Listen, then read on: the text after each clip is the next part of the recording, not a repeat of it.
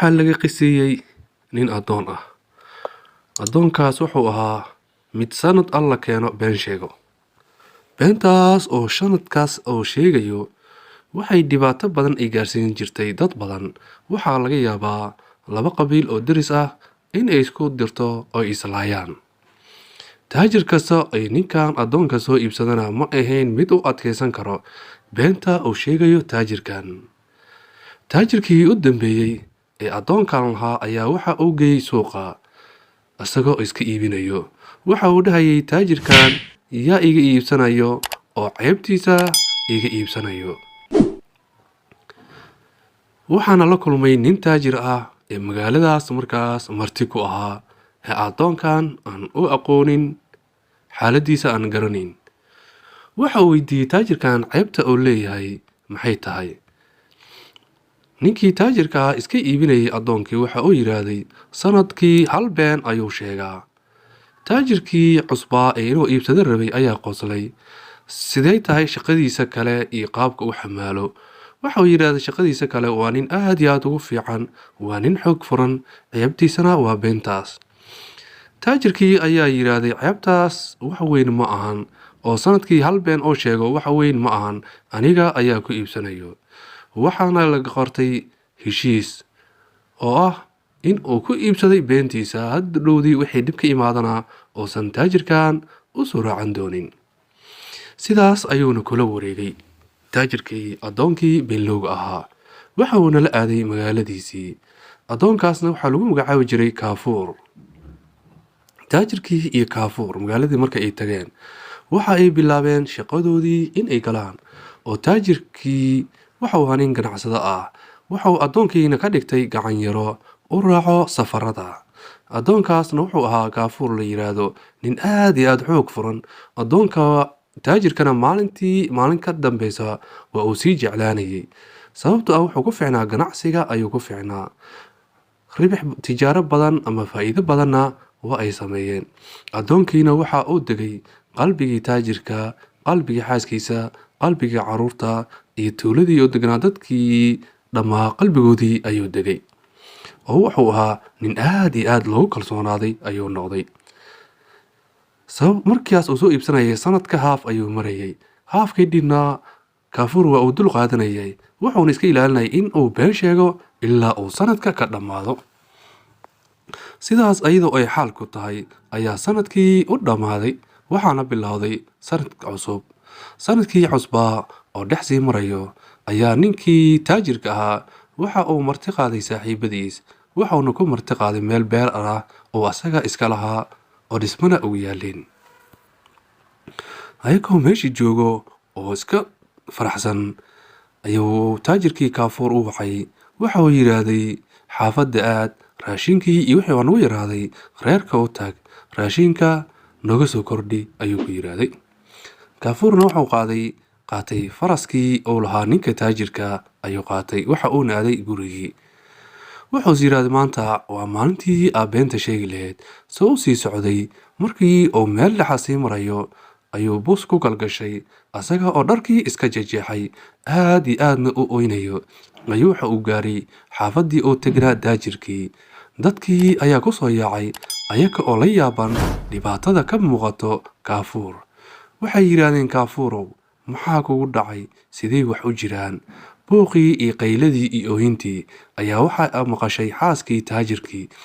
Barnaanka ayay u soo baxday mise waa addoonkoodii oo rafaad iyo balaayo badan ka muuqato ooynayana.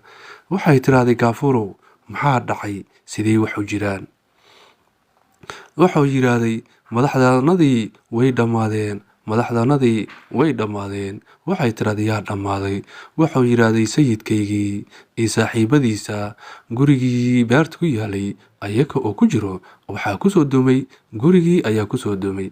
Dhammaantoodna waa ay baaba'een. Anna waan soo cararay si aan adiga kugu sheego. Haweenaydii taajirkii halkii ayay oohin la fadhiisatay. Gurigii ayay dib u gashay ayada ooynayso ayada iyo gabdhaheedii. Kaafuurna waa uu ka daba galay isaga oo dhahayo ma aashuun jabisid ma saan yeeshid dhibaatada taagan. Ayadana waxay ku dhaqaaqday alaabtii guriga ashuumadii armaajooyinkii maacuuntii ayada oo dhulka la dhacayso. isagana waa uu ku kaalmeynayay, maraba mid ayuu usoo qaadayay, waa uu nala jebinayay. markay cabbaar sidii yeeleen oo dadkii xaafaddana ay soo wada aruureen ayaa soo baxeen.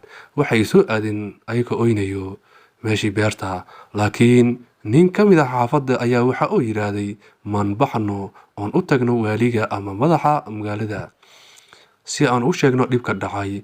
ciidan ha nagu soo daro, dabaqaas dumay keligeen kama soo saari karna meydka ee anagala soo bixiyo. ayadiina waa ay ka yeeshay, waxa ayna u leexatay dhinacii uu jiray ninka madaxda ahaa.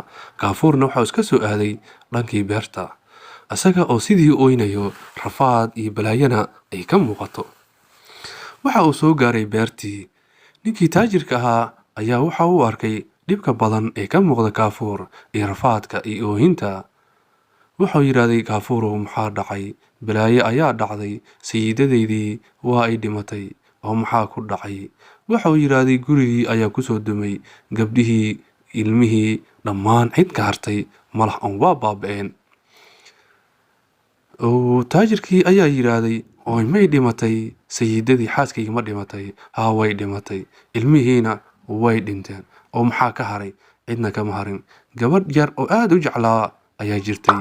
waxay gabadhii yareedna sidee waa ida xaaladeedu? waxau yidhi, tii yareed iyo tii weyneed, gabarh iyo wiil, wax haray ma leh, dhammaantood waa ay baaba'een. waxaa kaaga sii daran oo la sii dhintay xoolihii dhammaa ayuu ku dumay derbigii. wax neef ah oo nool xitaa maanta guriga ugu tegi maysid iyo qof midnaba. taajirkii markuu intaas maqlay, jilbaha ayuu dhulka ku dhuftay, isaga oo oynayo, murugana ay u soo xarootay. saaxiibadiis oo meeshii oo martiqaad kula samaynayay ayakana waa ay dhegaysanayeen, aad iyo aad ayay u quracmeen. ayakana waxa ay oohinta ku dareen taajirkii. arrintii sidaas ayadoo ay marayso oo taajirkii isleeyahay xaggee wax ka bilowdaa, ayuu waxa uu arkay magaaladii oo dhan oo soo guurayso, xaggu beertana u soo socoto. waxa uu is yidhaha, dadkaas adiga inay kuu tacsiiyaan u soo socdaan. balse waxa uu la yaabay markuu arkay dadka waxa horboodayo soo horeeyo waa xaaskiisii iyo carruurtiisii. wuu ku orday isaga oo dhahayo, ilaahay ayaa mahad leh oo idin badbaadiyey. isagana ayadana waxay ku dhahday xaaskii, ilaahay ayaa mahad leh adna ku badbaadiyey oo musiibadii dhacday kaa badbaadiyey. waxa uu yidhaahday, oo maxaa jiro? waxay tidhahda, waxaana loo sheegay, addoonkii noo sheegay, adiga iyo saaxiibadaa in uu guriga idinku soo dumay, cidina aysan ka nooleen.